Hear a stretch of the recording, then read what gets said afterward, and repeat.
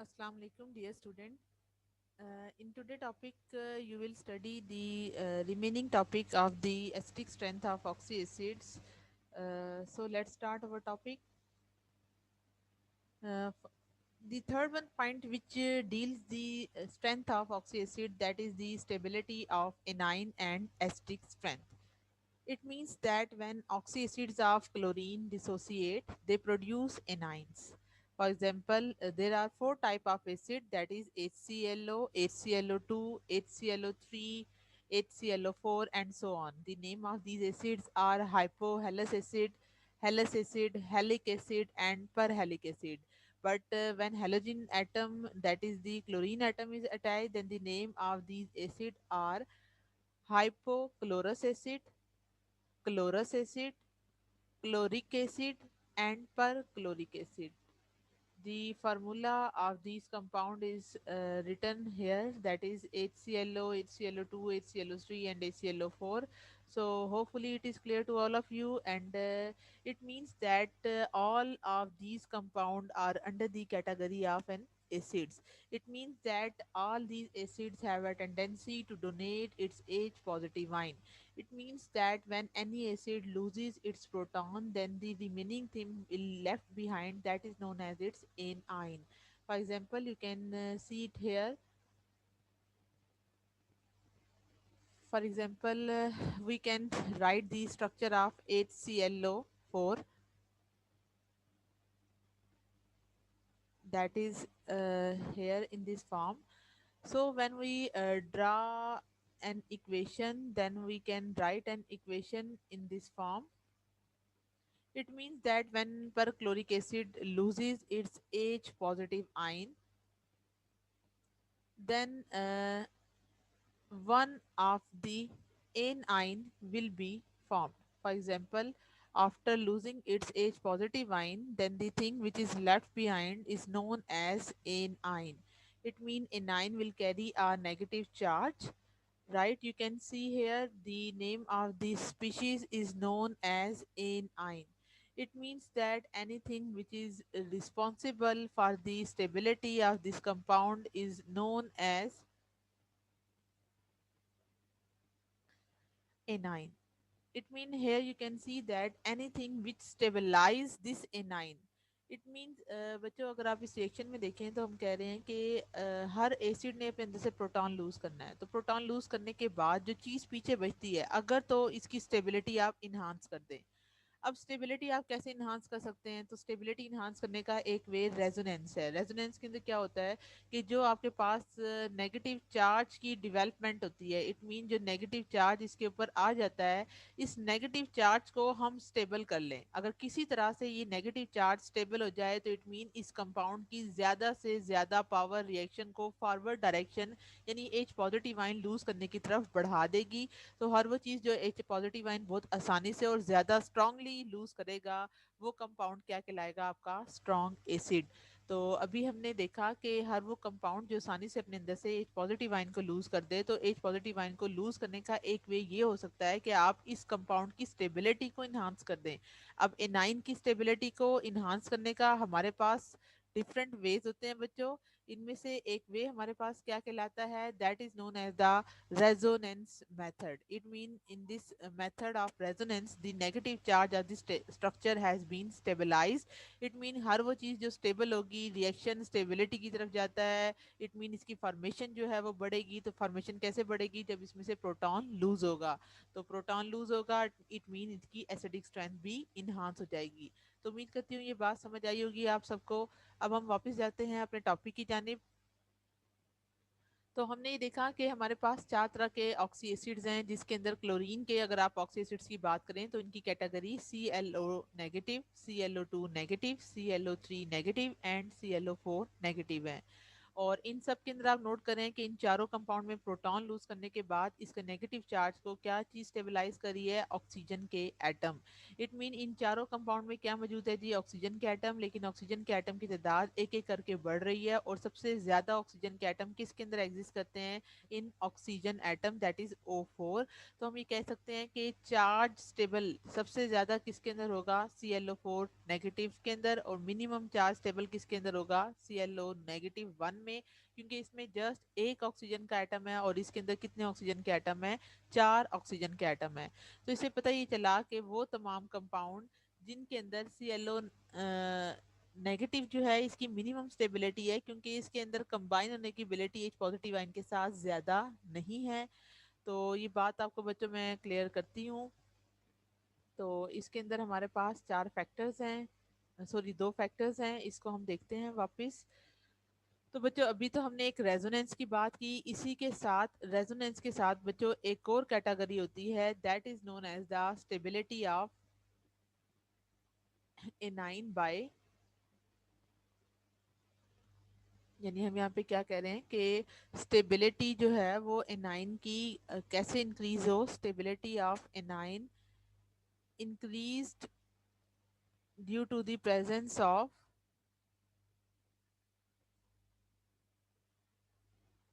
due to the presence of highly electronegative atom, highly electronegative atom।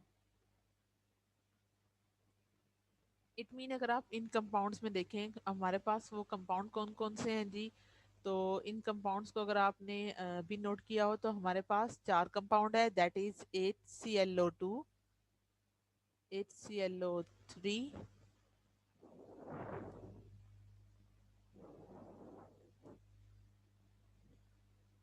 HClO2, and the fourth one compound is known as the HClO।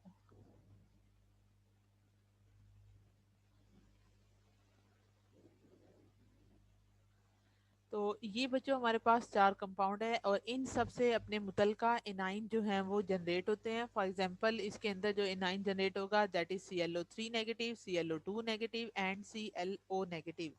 It mean इस A9 की stability को अब आप enhance करने के लिए अगर नोट करें तो इस कंपाउंड में स्टेबिलिटी इस एनाइन की कैसे हो रही है, अभी आप रेजोनेंस को लेटर ऑन स्टडी करेंगे, पहले आप इसको देखेंगे कि इसके एनाइन को स्टेबल करने के लिए 4 ऑक्सीजन के एटम है। जबकि अगर आप HClO का केस स्टडी करें तो इसके अंदर आपको पता चलेगा कि इसके अंदर जस्ट जो है वो एक ऑक्सीजन का एटम जो है वो एग्जिस्ट करता है। इट मीन इसके नेगेटिव चार्ज को जस्ट 1 ऑक्सीजन एटम जो है ना वो स्टेबल कर रहा है। तो अगर इसके अंदर एक ऑक्सीजन एटम जो है वो एग्जिस्ट करता है जो कि इसके चार्ज को स्टेबल कर रहा है, तो आप यहाँ खुद नोट करें कि हर वो चीज जो कि इलेक्ट्रोनेगेटिव है उसके अंदर टेंडेंसी होती है नेगेटिव चार्ज को ज्यादा से ज्यादा अपनी जानिब लेके जाने के लिए। तो अगर ये जो है वो नेगेटिव चार्ज को ज्यादा से ज्यादा अपनी जानिब लेके जाएगा, ये नेगेटिव चार्ज ज्यादा से ज्यादा ऑक्सीजन की तरफ शिफ्ट होगा। तो अब आप यहाँ नोट करें कि यहाँ जस्ट एक ऑक्सीजन एटम है जो इसके नेगेटिव चार्ज को स्टेबल करेगा, जबकि अगर आप यहाँ नोट करें तो ऑक्सीजन अब यहाँ पे 4 हो गए हैं, तो 4 ऑक्सीजन ज्यादा अच्छे तरीके से नेगेटिव चार्ज को स्टेबल करेंगे। इट मीन इस नेगेटिव चार्ज को अपने अंदर जो है वो ले जाएंगे, क्योंकि ये मोस्ट इलेक्ट्रोनेगेटिव है, इसके अंदर टेंडेंसी है इलेक्ट्रॉनों के पेयर को मैक्सिमम अपनी जानिब होल्ड करके रखने की। As a result we can say that this A9 is much more stable. तो जो A9 ज्यादा स्टेबल होगा उसकी एस्टिक स्ट्रेंथ भी इंक्रीज होगी, क्योंकि अब ज्यादा से ज्यादा फॉर्मेशन H पॉजिटिव आयन की हो रही है। उसके बाद अगर आप इस रिएक्शन को दूसरे तरीके से समझना चाहें, यानी अगर आप इस रिएक्शन को रिवर्स डायरेक्शन की तरफ लेके जाना चाहें, तो हम ये कह सकते हैं कि ClO4 नेगेटिव की एबिलिटी कंबाइन होने की H पॉजिटिव आयन के साथ, कि इन दोनों की एबिलिटी कंबाइन होने की डिक्रीज हो जाएगी। क्यों डिक्रीज हो जाएगी, क्योंकि negative charge already 4 oxygen atom के साथ जो है वो स्टेबल हो चुका है, अब उसको जरूरत नहीं है इस पॉजिटिव चार्ज के साथ कंबाइन होने की। बट इन दिस केस अगर आप इस स्ट्रक्चर की स्टडी करें तो हम ये कह सकते हैं कि इस स्ट्रक्चर के अंदर जस्ट एक क्लोरीन नेगेटिव है और इसके साथ जो एक और H पॉजिटिव आयन है हमारा, उसके साथ ये जाके क्या हो सकता है, ज्यादा इसके चांसेस हैं कि ये दोनों आपस में कंबाइन हो और कंबाइन होके क्या बना ले, HClO की फॉर्मेशन कर लें। तो यहाँ तक आपको बात क्लियर हुई होगी। तो कि हमने किसी तरीके से इसके नेगेटिव चार्ज को स्टेबल करना है। नेगेटिव चार्ज को स्टेबल करने का वे क्या है कि आपके पास नंबर ऑफ ऑक्सीजन एटम की तादाद जो है वो इंक्रीज हो जाए। जितने ऑक्सीजन एटम की तादाद बढ़ जाएगी उतनी ज्यादा ये स्टेबल होगा और इसके कंबाइन होने के चांसेस H पॉजिटिव आयन से डिक्रीज हो जाएंगे। इट मीन ये कंपाउंड ज्यादा से ज्यादा डिसोसिएटेड फॉर्म में रहेगा, यानी H पॉजिटिव आयन को लूज करेगा। So this one compound that is known as the perchloric acid is the strongest acid among all the chlorides ये जो हेलोजन के क्लोरीन के ऑक्सी एसिड्स हैं उनके मुकाबले में सबसे ज्यादा ये एसिड स्ट्रॉन्गेस्ट एसिड कहलाएगा। ठीक है, तो ये बात समझ आई होगी आप सबको बच्चों। तो अब हम वापस देखते हैं अपने टॉपिक पे, जो आपका सेकंड फैक्टर था that is the resonance factor. तो बच्चों अगर आप रेजोनेंस फैक्टर के हवाले से इनकी स्कीम को ड्रॉ करें तो हम ये कहते हैं कि इसकी स्कीम को जो है वो हम ड्रॉ कर सकते हैं। और जैसे ही हम इसकी स्कीम को ड्रॉ करते हैं तो हमें ये पता चलता है कि ClO नेगेटिव, यानी जस्ट देखें इस ऑक्सीजन के ऊपर एक नेगेटिव चार्ज है, जबकि ClO2 नेगेटिव है, ये ClO3 नेगेटिव है और ये ClO4 नेगेटिव के चार ये कंपाउंड है जिनके स्ट्रक्चर हमने इस तरह से लिखे। अब यहाँ देखें जो इंपॉर्टेंट लाइन है जिसको मैंने बोल्ड करके लिखा हुआ है कि greater the number of resonance structure greater the stability of A9. यानी हम इस पूरे टॉपिक में क्या कर रहे हैं, इस एनाइन की स्टेबिलिटी को इन्हांस करना चाह रहे हैं। अब इस एनाइन की स्टेबिलिटी को इन्हांस करने का एक वे तो हमने क्या नोट किया कि अगर हमारे पास नंबर ऑफ ज्यादा ऑक्सीजन एटम होंगे, हाईली इलेक्ट्रोनेगेटिव एटम की तादाद ज्यादा होगी तो वो एनाइन ज्यादा स्टेबल होगा। सेकंड वन फैक्टर क्या है हमारे पास, that is the resonance. Resonance के अंदर आपने ये नोट करना है कि रेजोनेंस का ये बच्चों रूल है कि जितने ज्यादा रेजोनेटिंग स्ट्रक्चर किसी भी स्पीशी के फॉर्म होते हैं, आया वो एनाइन है या वो न्यूट्रल स्ट्रक्चर है, तो जितने ज्यादा greater the number of resonating structure होते हैं then greater the stability of A9. ठीक है, तो इस केस के अंदर हमारे पास अगर आप चेक करेंगे तो पता चलेगा कि सबसे ज्यादा रेजोनेटिंग स्ट्रक्चर ClO4 नेगेटिव, यानी ये वाली जो स्पीशी है इसके फॉर्म होंगे और मिनिमम रेजोनेटिंग स्ट्रक्चर इस ClO नेगेटिव के होंगे। अब ये बात कैसे आप देख सकते हैं, यहाँ देखिए हमारे पास स्पीशी कौन सी है, दैट इज ClO4 नेगेटिव 1। अब इस ClO4 नेगेटिव में देखें ये नेगेटिव चार्ज अपना होल चार्ज यानी पूरा इलेक्ट्रॉन पेयर, ये नेगेटिव चार्ज जो इस तरह से लिखा जाता है इसका मतलब ये होता है कि इसके पास पूरा एक बॉन्ड बनाने की, यानी इसके अंदर दो इलेक्ट्रॉन होते हैं और दो इलेक्ट्रॉन को जो है वो हम यहाँ एज इट इज शिफ्ट कर सकते हैं। तो एज ए रिजल्ट यहाँ डबल बॉन्ड बन जाएगा और ये वाला होल बॉन्ड किधर शिफ्ट हो जाएगा, इस ओ नेगेटिव की जानिब। इट मीन इससे ये एक स्ट्रक्चर ड्राइव हुआ और सेकंड स्ट्रक्चर ये था। सेकंड वन पॉसिबिलिटी बच्चों क्या होगी कि ये ओ नेगेटिव चार्ज अपना होल बॉन्ड पेयर यहाँ शिफ्ट कर सकता है और ये वाला होल बॉन्ड पेयर यहाँ आ जाएगा। एज रिजल्ट हमारे पास इस स्ट्रक्चर की जनरेशन होगी। And in the same way you can write or move the electron pair from this O negative end toward this oxygen end, because they will form the double bond here while this whole bond will be shifted toward this oxygen atom. As a result the four resonating structure of this ClO4 negative structure ion will be possible. While in case of these structure ion you can write only the three resonating structure, while for this only two resonating structure and only for this only one resonating structure. So we can say that this compound, that is the ClO4 negative ion, has greater the number of resonating structure. As a result we can say that ClO4 negative ion is much more stable as compared to those of ClO negative ion. So both these factors, that is the presence of number of greater the number of oxygen atom, greater will be the stability of an ion. Second one factor which determine the stability of this ion, that is known as the greater the number of resonating structure for ClO4 negative ion. Hopefully it is clear to all of you. So we can say that when the stability of an ion will be increased, then the acidic strength of that compound will also increase. In the same way you can also note down the pK value for two compound. One is known as HNO2 and other compound is known as HNO3, that is known as the nitric acid as well as nitrous acid. Here you can note down its pK value, and you are very well aware that greater the value of pKa, then weaker will be your acid. So HNO2 is a weaker acid while HNO3 is a stronger acid because its pK value is small. And you can again write the structure for this compound. अब मैं आपको बच्चों ये again करके दिखा देती हूँ ताकि आपको समझ आए कि हम बात किन दो कंपाउंड्स की कर रहे हैं बच्चों। इसके अंदर भी हमारे पास यही फैक्टर जो है वो अप्लाई होता है। One is known as HNO2 और इसके लिए क्या है जी, HNO3 है। तो अगर आप HNO2 के लिए इक्वेशन लिखें और HNO2 के लिए अगर आप इक्वेशन लिखें तो आपको ये पता चलेगा कि इन दोनों के अंदर भी हमारे पास कौन सी स्पीशी फॉर्म होंगी, H positive ion as well as NO2 negative. तो NO2 नेगेटिव के स्ट्रक्चर को जो है वो आप ऐसे लिख सकते हैं, while for HNO3 again H positive ion will be formed, while for this compound that is the anion, and your anion contain two things, that is NO3 negative ion. So in nitric acid the stability of this anion will be increased, because number one factor we determine the stability of this anion, that is the greater the number of oxygen atom. Here in case of HNO3, three oxygen atom will determine the stability of this anion, while two oxygen atom will determine the stability of this anion. But overall the stability of this nitrate ion will be greater as compared to the nitrite ion, because here three oxygen atom will stabilize this negative charge, while in case of nitrite ion there are two oxygen atom which determine the stability of this nitrite ion. So the stability of this anion will be less as compared to nitrate ion. And the second one factor which determines the stability of NO3 negative ion, that is the phenomena of resonating structure. But the structure is not in your syllabus, so you can generally write down its structure in this form here.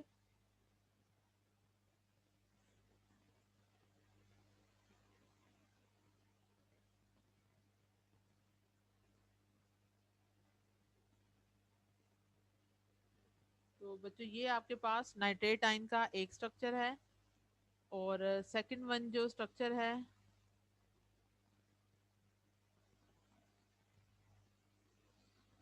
तो जो second one structure है nitrite ion का, तो इसके लिए बच्चों आप लोगों ने खुद जो है वो इसकी रेजोनेटिंग स्ट्रक्चर ड्रॉ करने हैं, ठीक है। तो ये आपको मैंने एक स्ट्रक्चर लिख के बता दिया है, और इसकी अगर आप रेजोनेटिंग स्ट्रक्चर ड्रॉ करना चाहें तो वो आप बिल्कुल ड्रॉ कर सकते हैं। तो ये जो है वो मैं आपको एक एक करके दिखा देती हूँ ताकि आपको प्रॉब्लम ना हो।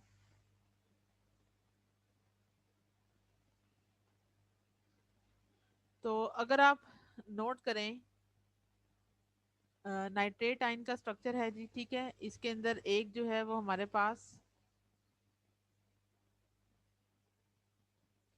एन डबल बॉन्ड ओ है,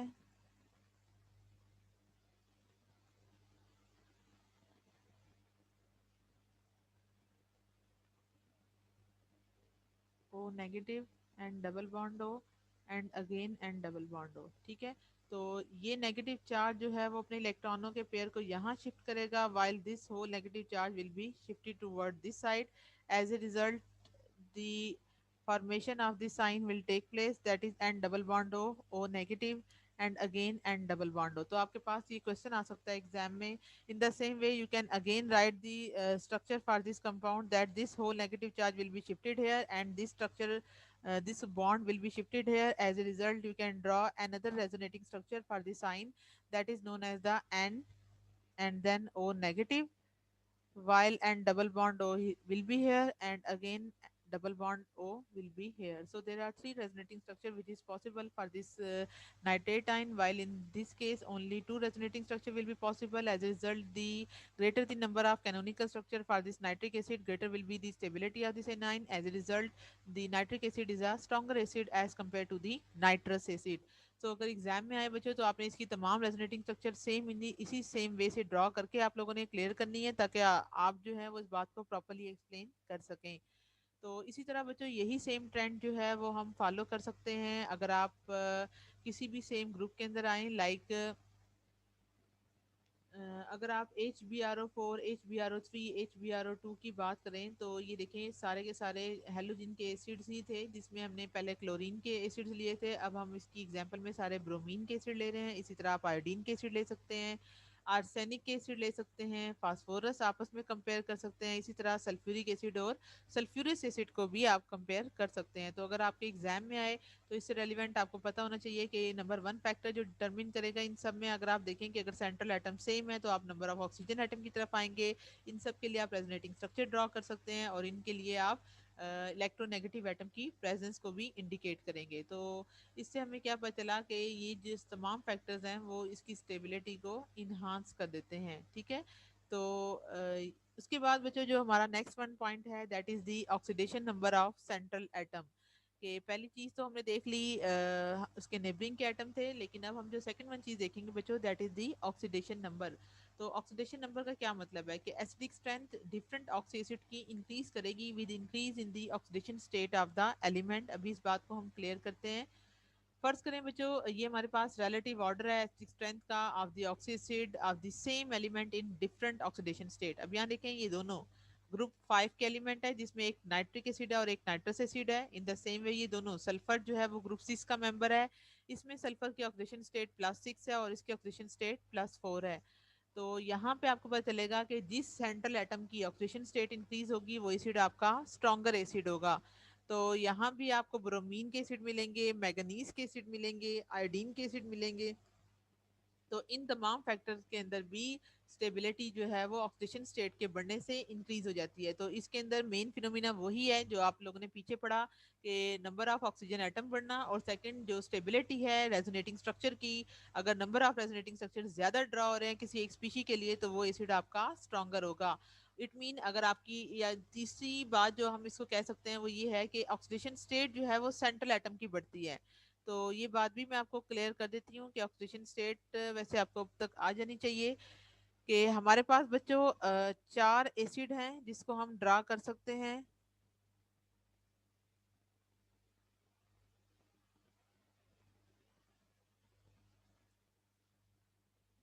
तो इसको हम लिख के आपको एक बताती हूँ स्ट्रक्चर, दैट इज HClO4। ठीक है, in the same way HClO3। ठीक है, इसके बाद है जी HNO3। उसके बाद है एक और HNO2। तो बच्चों अगर आप इसमें चेक करें तो हम ये कह सकते हैं कि हमारे पास एक ऑक्सीजन एटम जो होता है उसके ऊपर चार्ज क्या होता है, दैट इज दी -2 चार्ज होता है। इट मीन अगर क्लोरीन ऑक्सीजन के 4 एटम है तो इसके लिए आप क्या करेंगे, मल्टीप्लाई करेंगे -2 को किसके साथ, 4 के साथ। तो आपका आंसर किसके इक्वल हो जाएगा, दैट इज -8 के। इट मीन इन चारों की ऑक्सीडेशन स्टेट किसके इक्वल होगी, -8 के इक्वल होगी। एक हाइड्रोजन की ऑक्सीडेशन स्टेट क्या होती है, +1 होती है, और इसको बैलेंस करने के लिए अब क्लोरीन पर चार्ज क्या आ जाएगा, दैट इज दी +7। तो यहाँ पे एक ऑक्सीजन का ये चार्ज है। इन द सेम वे आप यही सेम ऑक्सीजन स्टेट इसके लिए भी लिख सकते हैं, दैट इज -6। इसी तरह जो है वो आप यहाँ पे भी ऑक्सीजन स्टेट लिख सकते हैं, दैट इज +1।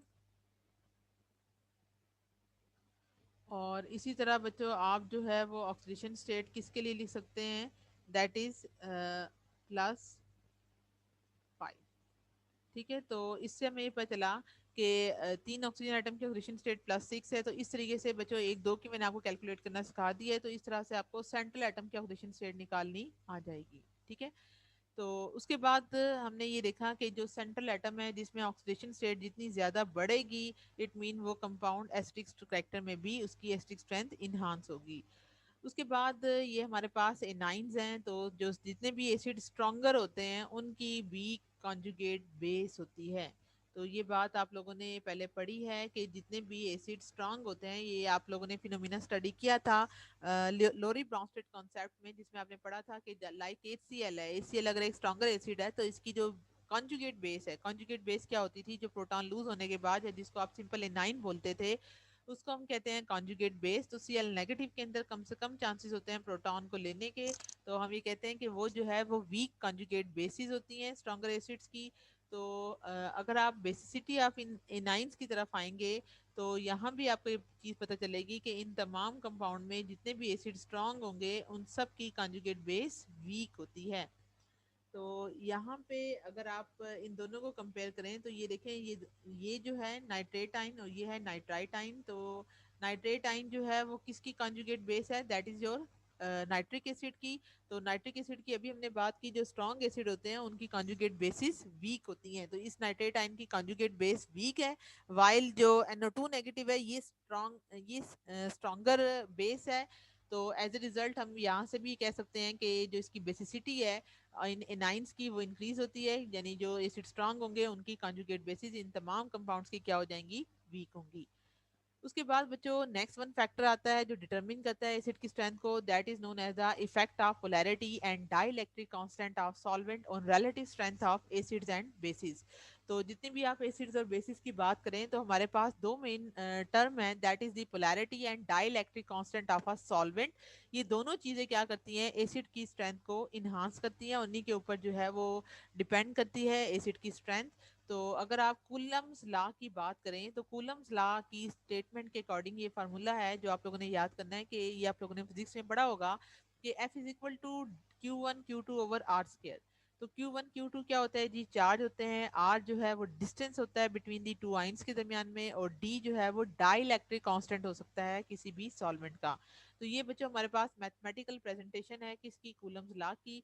तो इसके मुताबिक क्या है कि वो सॉल्वेंट जिनके अंदर डाइलेक्ट्रिक कांस्टेंट की वैल्यू लो होती है उनके आपस में force of attraction will be relatively larger. क्योंकि आप यहाँ अगर इस फार्मूला में देखें तो हमने कहा ये capital D stand for dielectric constant and F stand for forces of attraction. It means according to this equation the forces of attraction and dielectric constant are inversely proportional with each other. So as a result we can say that the compound in which their dielectric constant will be low, the forces of attraction between the ions would be relatively larger, hence the dissociation of the solute would be small. तो इसका क्या मतलब हुआ कि फर्ज करें, ये बात मैं आपको समझाती हूँ बच्चों बोर्ड पर ही, ताकि आपको ये बात समझ आए। तो अभी हमने क्या बात की कि फर्ज करें बच्चों हमारे पास दो आइंस हैं, ठीक है, एक आइन ये है हमारे पास और एक आइन हमारे पास ये है, ठीक है। इनके आपस में क्या है जी, डिस्टेंस है। इसके डिस्टेंस को मैं यहाँ पे दूसरे डबल हेडेड एरो से जो है वो इंडिकेट करती हूँ। अब यहाँ देखिए बच्चों, एक ये हमारे पास आप फर्ज कर लें कि आइन है, और एक जो है वो हमारे पास दूसरा आइन ये है, ठीक है। आप ये बात ऐसे अंडरस्टैंड कर सकते हैं कि फर्ज किया कि हमारे पास एक स्पीशी है लाइक NaCl है। आप थोड़ी देर के लिए इस बात को कंसिडर कर लें कि ये हमारे पास एक जो स्पीशी है that is Na positive and other species जो है वो Cl नेगेटिव है, ठीक है। तो ये एक Na पॉजिटिव है और ये जो है वो हमारे पास Cl नेगेटिव है। तो अब हम ये कह रहे हैं कि इनके दरमियान में जो डिस्टेंस है उसको हम इंडिकेट कर रहे हैं R से। ये इसका जो चार्ज है वो Q1 है और इसका चार्ज जो है वो Q2 है। तो अब अगर आप इसको किसी ऐसे सॉल्वेंट में डिसॉल्व करते हैं जिसके लिए डाइलेक्ट्रिक कांस्टेंट की वैल्यू क्या है, लो है, तो अगर किसी सॉल्वेंट की डाइलेक्ट्रिक कांस्टेंट की वैल्यू लो होती है तो उनके दरमियान में फोर्सेस ऑफ अट्रैक्शन क्या होंगी, स्ट्रांग होंगी। क्योंकि अभी आप लोगों ने पढ़ा कि ये जो है अकॉर्डिंग टू इट्स फार्मूला, जिसके अंदर मुताबिक क्या था कि F इज इक्वल टू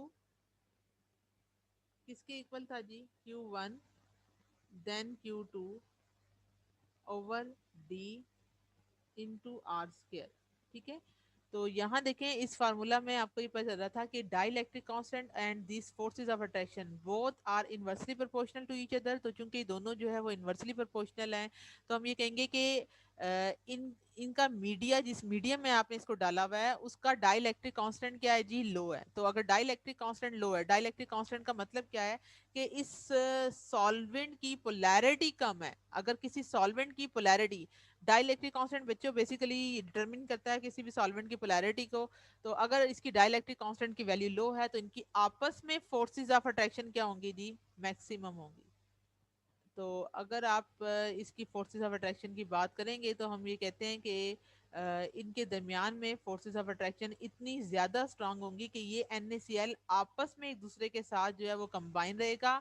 इसकी डिसोसिएशन, इसके जो मुतलका आइंस होते हैं that is positive and negative, उनके अंदर क्या हो जाएगी, मिनिमम। इट मीन ये आसानी के साथ फिर डिसोसिएट नहीं होगा।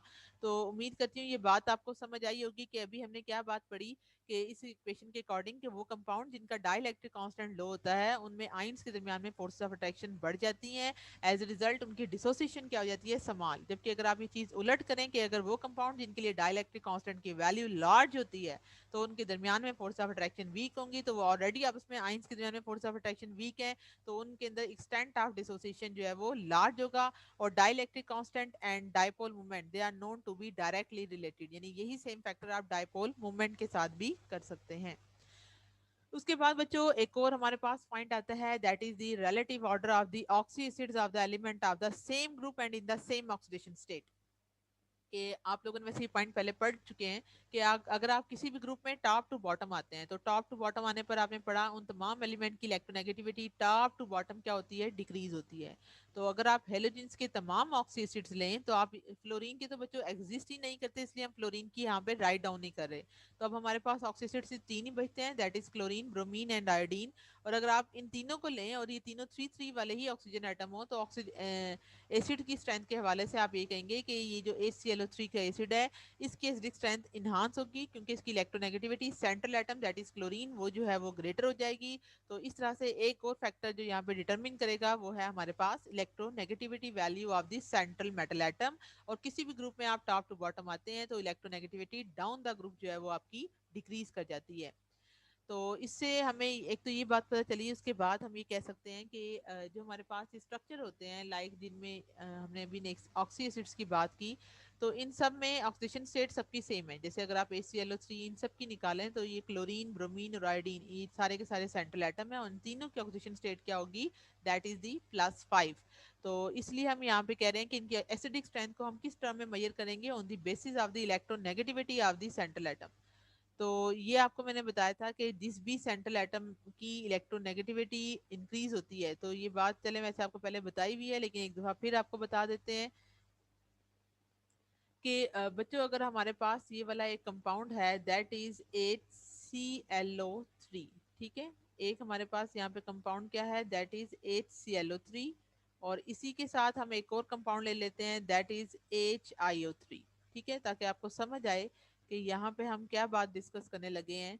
कि इन दोनों कंपाउंड को अगर आप कंपेयर करें तो हमें ये पता चलता है कि ये वाला जो बॉन्ड है ये बॉन्ड किसकी वजह से बना हुआ है, due to the presence of this electron pair, कि ये इलेक्ट्रॉन पेयर जो हाइड्रोजन और क्लोरीन के दरमियान में एग्जिस्ट करता है। अब आप यहाँ चेक करें कि क्लोरीन के पास तीन ऑक्सीजन के एटम हैं जिन्होंने इलेक्ट्रॉन डेंसिटी विड्रा करनी है क्लोरीन से, और यहाँ पे भी तीन ही है। बट अगर आप इस अपने एटम की, यानी ये जो हमारे पास सेंट्रल एटम है that is your chlorine atom, इसकी अगर आप इलेक्ट्रोनेगेटिविटी की वैल्यू को चेक करेंगे तो आपको ये पता चलेगा कि ये वाला जो सेंट्रल एटम है दैट इज योर क्लोरीन, इसकी इलेक्ट्रोनेगेटिविटी आयोडीन के मुकाबले में काफी ज्यादा है। एज ए रिजल्ट इसके अंदर इलेक्ट्रॉनों को पेयर को खींचने की सलाहियत काफी बढ़ जाती है। तो जब इलेक्ट्रॉनों का पेयर ज्यादा क्लोरीन की तरफ जाएगा तो ये हमारे पास किस टर्म में शिफ्ट हो जाएगा, इन द फॉर्म ऑफ ये बॉन्ड पोलर होगा, और पोलर होने की वजह से अब इसके अंदर जो है वो H पॉजिटिव आयन की फॉर्मेशन जो है वो बढ़ेगी। तो ये इसके अंदर से इलेक्ट्रॉनों को ये लेकर नहीं बल्कि ये देकर ही जाएगा, क्योंकि क्लोरीन जो है वो ज्यादा इलेक्ट्रोनेगेटिव है। लेकिन अगर आप बात करते हैं बच्चों आयोडीन की, तो आयोडीन की इलेक्ट्रोनेगेटिविटी क्लोरीन के मुकाबले में काफी कम है। अगर ये एक गुना खींच रहा है तो ये जो क्लोरीन का एटम है ये तीन गुना इसको यहाँ पे खींच रहा है। क्योंकि हाईली इलेक्ट्रोनेगेटिव होते हैं उनके अंदर टेंडेंसी इलेक्ट्रॉनों को पेयर की लेके जाने की अपनी जानिब बढ़ती है। एज ए रिजल्ट इसका पॉजिटिव करेक्टर जो है वो इन्हांस होगा और इसके अंदर से इस बॉन्ड की ब्रेकेज जो है वो बढ़ जाएगी। और इस तरह से जैसे ही इसकी ब्रेकेज बढ़ेगी तो ये कंपाउंड H पॉजिटिव आयन की फॉर्म में ज्यादा आसानी से लूज होगा। As a result, we can say that the acidic strength of HClO3 will be maximum as compared to those of HiO3। तो इससे हमें ये बात समझ आई बच्चों कि जब भी इलेक्ट्रोनेगेटिविटी दो सेंट्रल एटम की बढ़ती है फ्रॉम क्लोरीन की ज्यादा होती है एज कम्पेयर टू आयोडीन के मुकाबले में, तो जो सेंट्रल एटम होता है लाइक अगर क्लोरीन होगा तो उसमें इलेक्ट्रॉनों के पेयर को ज्यादा खींचने की एबिलिटी होगी। और इसकी वजह से जो पॉसिबिलिटी है ऑफ द रप्चरिंग, अच्छा ये बात आपसे करें कि जब हम बॉन्ड क्लोरीन से आयोडीन की तरफ लेके जाते हैं, यानी क्लोरीन की तो ज्यादा है लेकिन अगर आप आयोडीन की बात करेंगे और ये हेलोजन एटम अगर आपका आयोडीन का एटम है, तो इन दोनों के दरमियान में इलेक्ट्रॉनों के पेयर को खींचने की इतनी ज्यादा ताकत नहीं होगी। इस तरह से ये बॉन्ड इतना पोलर नहीं होगा और इनकी रप्चरिंग इतनी ज्यादा नहीं होगी। और ये फैक्टर फिर आयोडीन वाले एसिड्स की एसिडिक स्ट्रेंथ को डिक्रीज कर देगा। तो इसी तरह बच्चों हम ये कह सकते हैं कि वो एसिड जो कि सेंट्रल एटम जिनकी maximum electronegativity value will give H positive ion quite easily, यानी अगर आप इन एसिड्स की बात करें तो इन एसिड्स में अगर आप टॉप टू बॉटम आते हैं, अब यहाँ देखें ये ग्रुप 5 में ये तमाम एलिमेंट है like nitrogen, phosphorus, arsenic, antimony and bismuth. तो अगर आप इनके ऑक्सी एसिड ड्रा करें like nitric acid, phosphoric acid, arsenic acid, तो इन तीनों को अगर आप चेक करें तो ये तीनों के तीनों एक ही ग्रुप में एग्जिस्ट करते हैं और टॉप टू बॉटम आने पर एलिमेंट की इलेक्ट्रोनेगेटिविटी डिक्रीज कर जाती है। तो अब यहाँ देखें इन सारे सेंट्रल एटम के ऑक्सीडेशन स्टेट तो सेम है, बट एक ग्रुप के अंदर ये प्रेजेंट है और ग्रुप में अभी बताया आपको top to bottom electronegativity decrease करेगी। तो नाइट्रोजन की इलेक्ट्रोनेगेटिविटी मैक्सिमम है, तो हाइड्रोजन का बॉन्ड इसके साथ मैक्सिमम जो है वो इलेक्ट्रॉनों के पेयर को अपनी जानी विड्रॉ करेगा और इसके अंदर से पॉजिटिव आयन की रिमूवल आसान हो जाएगी। That's why this acid will be stronger acid and the same trend will be observed with these HPRO4, H3SO4 and A3SBO4। तो ये एंटीमनी का ऑक्सी एसिड है, तो इनके साथ जो है वो एसिडिक स्ट्रेंथ भी सेम होगी।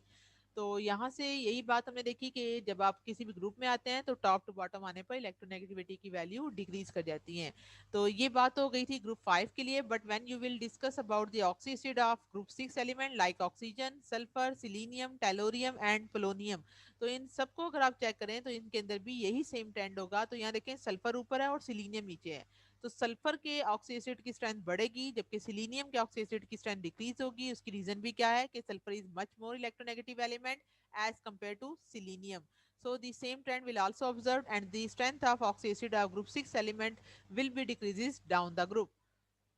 सो यहाँ से बच्चों हमें इन तमाम एसिड की एसिडिक स्ट्रेंथ जो भी आप लोगों ने जितने भी हाइपोहेलस एसिड होते हैं हमारे पास, जैसे लाइक क्लोरीन है, ब्रोमीन है, आयोडीन है, अगर आप ग्रुप में भी बात करें तो टॉप टू बॉटम आने पर हैलोजेंस की भी इलेक्ट्रोनेगेटिविटी डिक्रीज कर देती है, कर जाती है। तो एज ए रिजल्ट हम ये कहते हैं कि ये जो क्लोरीन के ऑक्सी एसिड होते हैं एक तो उनकी स्ट्रेंथ ज़्यादा होती है, और अगर आप विद इन सेम ग्रुप रहते हैं ऑक्सीडेशन स्टेट के बढ़ने से भी जो हमारे पास जो है एसिडिक स्ट्रेंथ इन्हांस होती है। तो यहाँ पे सारे एसिड जो है वो क्लोरीन, ब्रोमीन और आयोडीन के कंपेयर किए जा रहे हैं। तो बच्चों अगर आपको इस हवाले से कोई भी रीजन आए तो आपको अब तक ये रीजन की समझ आ जानी चाहिए और आपको ये लिखना भी आना चाहिए। उसके बाद अगर आप एसिडिक स्ट्रेंथ जो है वो फास्फोरस के एसिड की कंपेयर करें तो यहाँ भी वही टर्म है कि ऑक्सी एसिड की एसिडिक स्ट्रेंथ बढ़ती है जैसे जैसे सेंट्रल मेटल एटम की ऑक्सीडेशन स्टेट इन्हांस होती है। तो अगर आप इन सब में चेक करें like A3PO4 is not in the increasing. अच्छा यहाँ देखें इन सब में, तो यहाँ हमारे पास एलिमेंट है दैट इज A3PO4, ये सारे फास्फोरस के ऑक्सी एसिड्स हैं। तो यहाँ भी चेक करें कि एक तो नंबर ऑफ ऑक्सीजन एटम बेशक बढ़ रहे हैं, लेकिन आप इन सेंट्रल एटम की ऑक्सीडेशन स्टेट को अगर आप चेक करेंगे तो ऑक्सीडेशन स्टेट इस वाले एलिमेंट की जो कि A3PO2 है इसकी ऑक्सीडेशन स्टेट ज़्यादा होगी as compare to other group.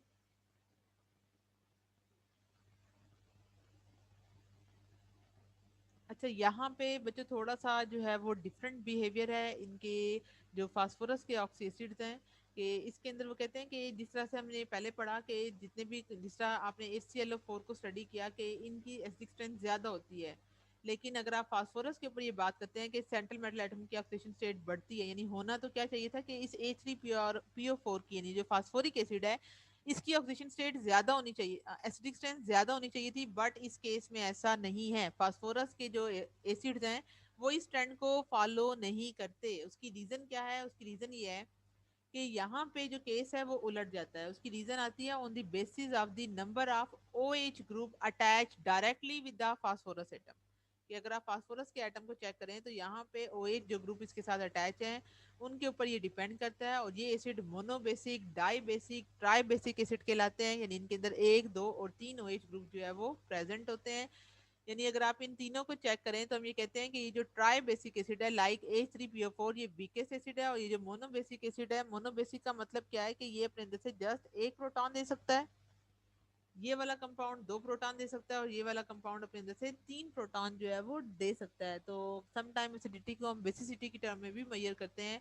तो इसके लिए ये केस डिफरेंट होगा, तो इसको बात को जहन में रखिएगा कि जो फास्फोरस के एसिड होते हैं उनमें A3PO4 की जो एसिडिक स्ट्रेंथ है वो डिक्रीज होगी, वाइल A3PO2 की एसिडिक स्ट्रेंथ क्या होगी? इन्हांस होगी। तो ये वाली बात हमारे पास पिछली डिस्कशन की थी कि जब हम जनरल बात करते हैं तो हम ये कहते हैं कि ऑक्सी एसिड की स्ट्रेंथ बढ़ जाती है जैसे जैसे सेंट्रल एटम की ऑक्सीडेशन स्टेट इन्हांस हो, लेकिन जब आप फास्फोरस एसिड की बात करते हैं तो उस टाइम पे ये वाला आर्डर फॉलो नहीं होता, और इस टाइम पे बच्चों एक्चुअल आर्डर ये होगा। और इस बात को आपने एक्सप्लेन करना है on the basis of the term of the OH group directly attach with the phosphorus atom. ठीक है, तो इसमें आपने बताना है कि इसमें 3 OH ग्रुप है, इसमें 2 OH ग्रुप है और इसमें 1 OH ग्रुप है। इस वजह से इसकी एसिडिक स्ट्रेंथ उस प्रीवियस ऑर्डर को जो है वो फॉलो नहीं करती। तो उम्मीद करती हूँ बच्चों ये बात यहाँ तक समझ आई होगी आपको। Okay dear student, take care and अल्लाह हाफिज।